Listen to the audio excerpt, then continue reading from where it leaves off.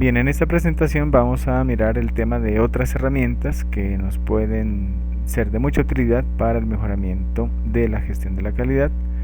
Quienes habla su tutor Germán Gómez Solarte, con la dirección de la ingeniera Diana Patricia Díaz, dentro del curso de gestión de calidad de la Universidad Nacional Abierta y a Distancia UNAD. Vamos a mirar de una manera muy ágil y lo fundamental los siguientes temas: matriz de causa y efecto, análisis de modo y efecto de fallas o AMEF, algo de las 5 S, algo de Pokayokes y el algoritmo de Mike. Matriz de causa y efecto. Básicamente es una herramienta que nos permite relacionar numéricamente las entradas y salidas de un proceso y priorizarlas de acuerdo a sus relaciones de importancia desde la perspectiva del cliente.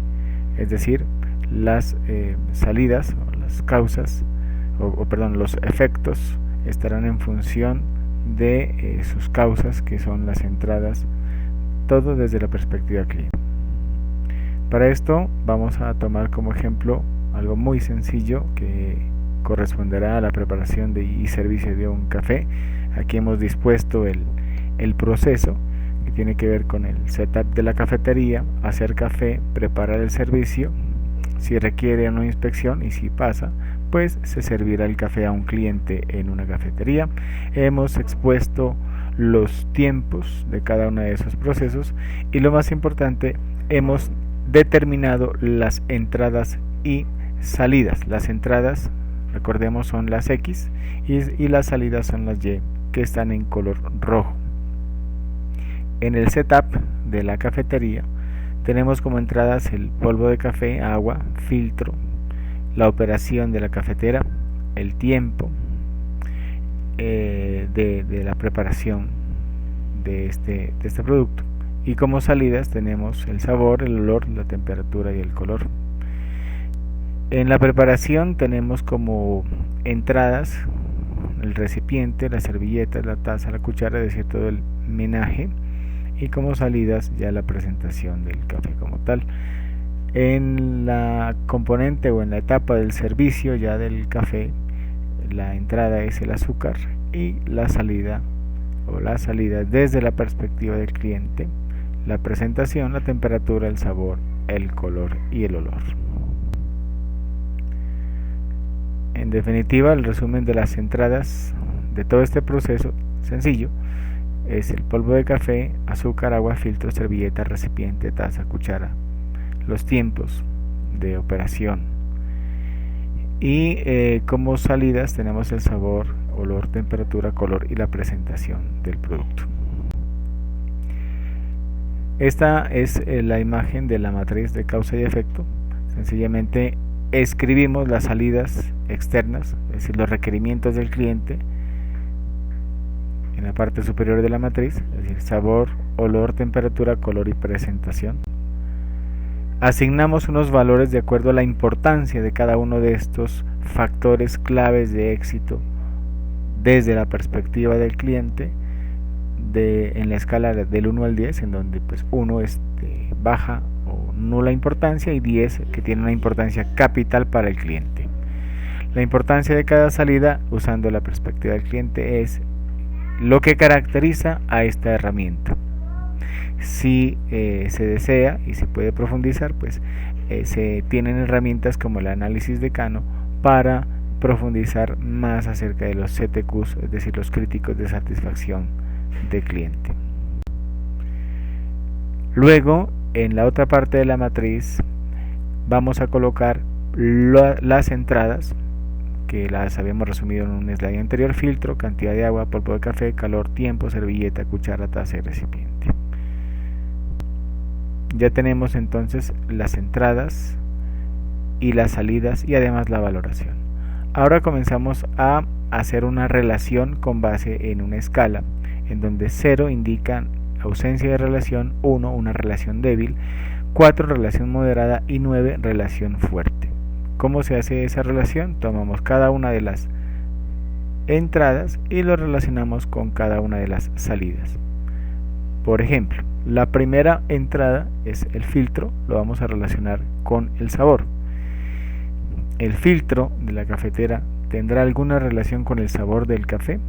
Hemos calificado que hay una relación fuerte, por eso le asignamos un 9. Siguiente relación, el filtro tendrá una relación con el olor del producto del café. Hemos puesto una relación débil.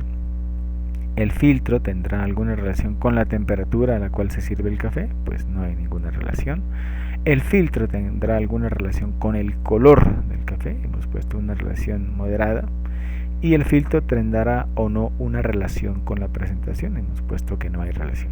Así para cada uno de los elementos, tanto de entradas como salidas, con lo cual se diligencia la matriz. Posteriormente, como se han definido unos pesos específicos, se calcula ya el peso relacional de cada producto. ¿Cómo se calcula? Sigamos con el ejemplo del filtro. Estas son las calificaciones que hemos dado al filtro. El filtro con el sabor tiene una calificación de 9, pero el peso específico del sabor para el cliente es de 10 puntos. Por ende, multiplicaríamos 9 por 10 más la siguiente calificación, 1 por 7 más 0 por 9 más 4 por 7 más 0 por 5, lo que nos da un valor de 125, como se muestra aquí en este slide. Lo propio se hace para cada una de las entradas una vez calificada la matriz. Luego se pueden establecer también los totales, tanto de cada una de los renglones, de cada una de las entradas, como de cada una de las salidas, para determinar pues también cuál es el peso de cada uno de ellos. Con base en eso y tomando los totales de cada uno de los productos de las entradas, determinamos cuáles son los más altos. En este caso, los que mayor valor arrojaron fueron la cantidad de agua, el polvo de café y el calor. En su orden, el polvo de café, la cantidad de agua y el calor como los elementos, las entradas más importantes que influyen en los requisitos que el cliente plantea. Es decir, estas son las causas prioritarias por las cuales se genera el efecto de un servicio de una taza de café, para el ejemplo, en las condiciones con los requisitos que el cliente desea. Hacemos un pareto de las X, de las entradas más importantes, y con esto determinamos cuál es el enfoque del proyecto. Es decir, el proyecto de mejora se centrará en trabajar, controlar los factores denominados críticos o prioritarios, que no son más que las entradas del proceso más importantes en función del análisis que hemos hecho. Son ellos el polvo de café, la cantidad de agua y el calor. Otra de las herramientas, y que tiene una especial relación con lo que acabamos de ver, es el análisis de modo y efecto de fallas, o AMEF. Se usa para detectar las fallas potenciales en las que puede incurrir un proceso, un producto, un servicio, un sistema, y se la relaciona con el efecto que pueda ocasionar en el cliente. También se estudian los controles que se plantean en cada proceso para la detección de las fallas. Es una herramienta desde la perspectiva cliente, y su objetivo es proteger pues sus intereses y sus requisitos, como es la esencia de los sistemas de gestión de la calidad. Aquí hay algunas de las terminologías. Modo potencial de falla, lo que podría salir mal. El efecto es un daño que causaría el modo potencial de fallas. La severidad es qué tan grande es el efecto. Tiene una escala en donde 10 representa el peor caso posible de severidad y 1 un caso menos severo. Causas potenciales, lo que ocasiona los modos falla. Ocurrencias, la frecuencia dentro de una escala de probabilidad de ocurrencia de un error, donde 10 representa certeza de que ocurre y 1 representa una probabilidad remota de ocurrencia.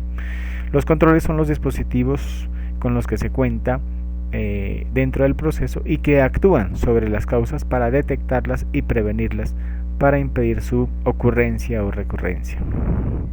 Detección es la sensibilidad de los controles, qué tan efectivos son. en donde se los califica de 1 a 10, donde 10 implica que el control no detectará la presencia de una falla y 1, todo lo contrario, sugiere que la detección es prácticamente segura. Otro de los componentes dentro de esta herramienta es el índice prioritario de riesgo, IPR, o RPN de sus siglas en inglés, Risk Priority Number, y es un valor teórico que indica la prioridad de riesgo dentro de la MEF y que se obtiene de multiplicar la severidad por la ocurrencia y por la detección. El procedimiento para construir la MEF se lo recomienda hacerlo en dos pasos. Uno que tiene que ver con la identificación y otro la valoración. En la identificación vamos a involucrar la descripción del proceso, los modos potenciales de falla, cuáles son los efectos que se genera por cada una de las fallas que se plantean, lo vamos a ver más claramente con un ejemplo, identificaremos cuáles son las causas que podrían haber originado los modos de falla y se describirán cuáles son los controles con los que cuenta el proceso. El siguiente paso ya es la evaluación como tal de la severidad, ocurrencia, la detección y el cálculo del RPN o el índice prioritario de riesgo, y se incluye un paso adicional en donde se hace algún análisis para identificar puntos a atacar y las condiciones de mejora. Este es el formato muy sencillo en donde involucraremos el paso 1. Vamos a seguir con el ejemplo de la preparación de café y con base en el formato que acabamos de trabajar tomaremos uno de los factores. Vamos a trabajar dentro de esos factores una parte del proceso, que es el setup de la cafetería, que ya lo hemos vinculado aquí. Recordemos, esta estructura es la que acabamos de describir: paso del proceso, modo de falla, efecto, causa potencial y los controles. Es un formato que aún carece de las columnas en donde se involucrarán las valoraciones de severidad, ocurrencia, detección y el índice prioritario de riesgo, que lo involucraremos más adelante. Luego vamos a colocar el modo de falla. ¿Qué pasaría con el setup de la cafetería? Entonces, puede ser que ocurra que exista, antes que nada vale la pena aclarar que se trabaja factores por factores. Recordemos que en la matriz de causa-efecto determinamos el objeto de proyecto, la priorización del proyecto. Uno de los 3 factores más representativos era el polvo para café, que era una de las entradas digamos sustanciales para cumplir con los requisitos del cliente. Entonces vamos a trabajar esos 3 elementos. Concretamente, para el ejemplo, tomamos uno de ellos, que es el polvo para café. ¿Qué puede ocurrir en el proceso, en la parte del setup de la cafetería con el factor polvo de café? Puede ocurrir que exista poco polvo de café, mucho polvo de café, o que exista un polvo de café caducado, vencido. Esos son los 3 modos de falla que hemos descubierto dentro de esta parte del proceso. ¿Cuáles serán los efectos? Si es poco polvo de café, el efecto será un café sin sabor, sin olor o un color débil. Si es mucho polvo de café lo que se utiliza, que es otra de las fallas que puede ocurrir, el sabor será muy fuerte. O si se emplea un café caducado, pues el efecto que se generará será mal sabor o mal olor. Con esto, y siguiendo con el formato y con el ejemplo, determinamos cuáles serían las causas potenciales de este modo de falla que hemos descubierto. Para el modo de falla poco polvo de café, cuyo efecto es sin sabor, la causa de esto es un dispositivo de medición sin usar. Lo mismo hemos determinado para los demás factores, a excepción de que del café caducado, que podemos determinar como la causa un error del proveedor al enviarnos un café en malas condiciones, o mucho tiempo de almacenamiento como una de las consecuencias, de las causas más relevantes, y las mismas causas anteriores para el efecto denominado mal olor al usar un polvo de café caducado. Entonces ya hemos con esto determinado las causas potenciales que actúan o que hacen o que generan, digamos, las fallas que hemos descrito y por ende que generan el efecto que hemos descrito en este formato. Ahora pasamos a determinar cuáles son los controles existentes para cada componente. Determinamos que los controles esenciales son las listas de verificación, listas de inspección visual, y en el caso de mucho tiempo de almacenamiento también hemos determinado que no hay control. Eso es con lo que se cuenta en este momento. Ahora sí pasamos hacia hacer la valoración. Miren que es el mismo formato, pero se incluyen las columnas de severidad, ocurrencia, detección y el NPR o el índice prioritario del riesgo. Para eso nos ayudamos de unas escalas. Hay muchas escalas en el estudio de los AMEF. Aquí hemos resumido una de ellas. La severidad, que ya lo hemos mencionado, está en una escala del 1 al 10, en donde 1 es sin efecto y 10 es una severidad tan, digamos, tan fuerte que se genera un peligro muy grande dentro del proceso. La frecuencia, también tenemos una escala que va también del 1 al 10, en donde 1 es una frecuencia remota, fallo improbable, y 10, o entre 9 y 10, muy alta o fallo casi inevitable. Para la detección también tenemos una escala, hemos tratado de unificar, de homogeneizar la escala del 1 al 10, pero fíjese que aquí la escala es invertida, en donde 1 es una detección casi segura y 10 es un control que no tiene sensibilidad, es decir, que no se puede detectar la falla potencial. Con base en esto, hacemos las calificaciones de severidad, frecuencia y la detección y obtenemos luego una ponderación que es el RPN al multiplicar cada uno de estos tres elementos, como se mencionaba anteriormente. Con esto encontramos cuáles son los más representativos en función de los valores que nos están dando aquí. Hay varios, vamos a tomar dos de ellos. Uno puede ser T144, que es mucho polvo para café, y este de 100, que tiene que ver con el mal olor. También pudimos haber tomado el de 192, es decir, la idea es que se tomen los más importantes, los que tengan alguna posibilidad de actuación. Generalmente la actuación o la mejora se hace sobre los controles. Es muy difícil hacerla sobre la severidad del fallo, con un menor grado de libertad sobre la frecuencia, pero con un mayor grado de libertad sobre los controles. Con base en esto, entonces, podemos plantear algunas acciones o recomendaciones para reducir o para mejorar los controles, que eso es lo que se requiere, que esta herramienta permita mejorar nuestra acción de prevención en función de los modos de falla potenciales que se están determinando, con lo cual se puede tener unos controles mucho más sensibles que permitan detectar las fallas con una mayor sensibilidad, con una mayor eficacia y por ende reducir estos esquemas de calificación de los modos y efectos de falla.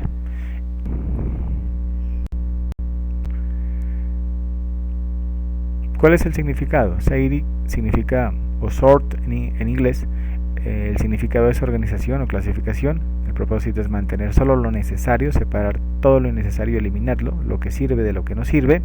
SAITON o Strange es orden, mantener todo en orden. Seiso o Scrub es limpieza, mantener todo limpio.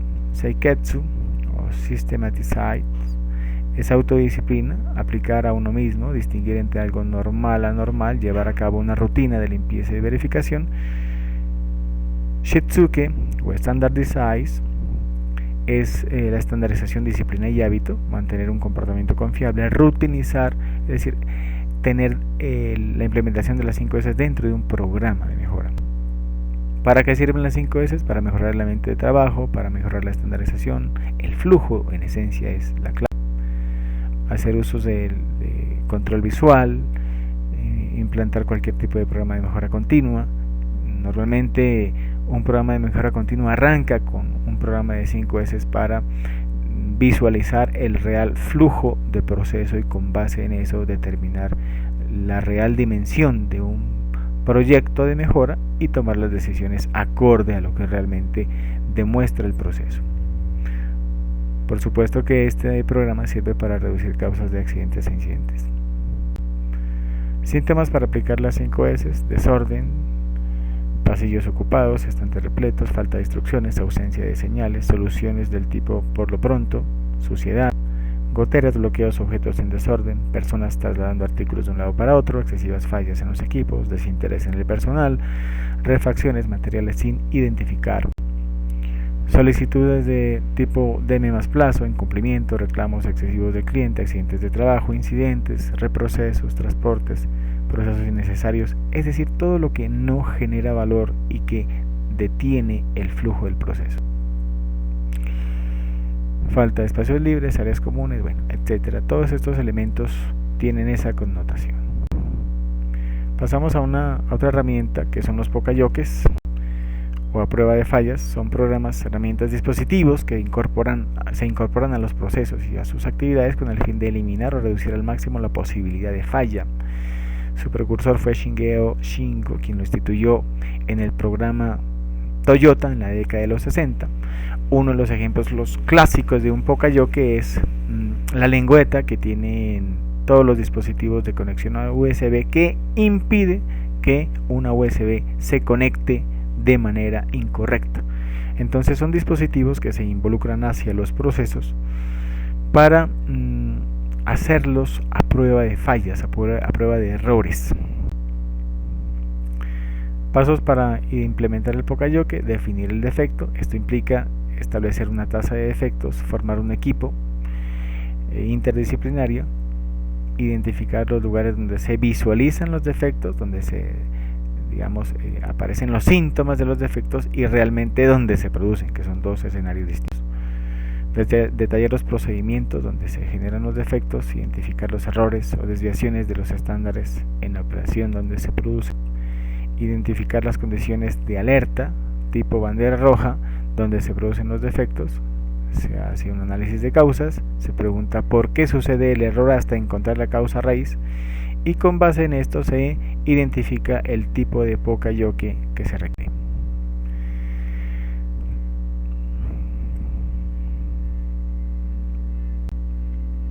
Otra de las herramientas que vamos a mirar aquí es la metodología de Ike.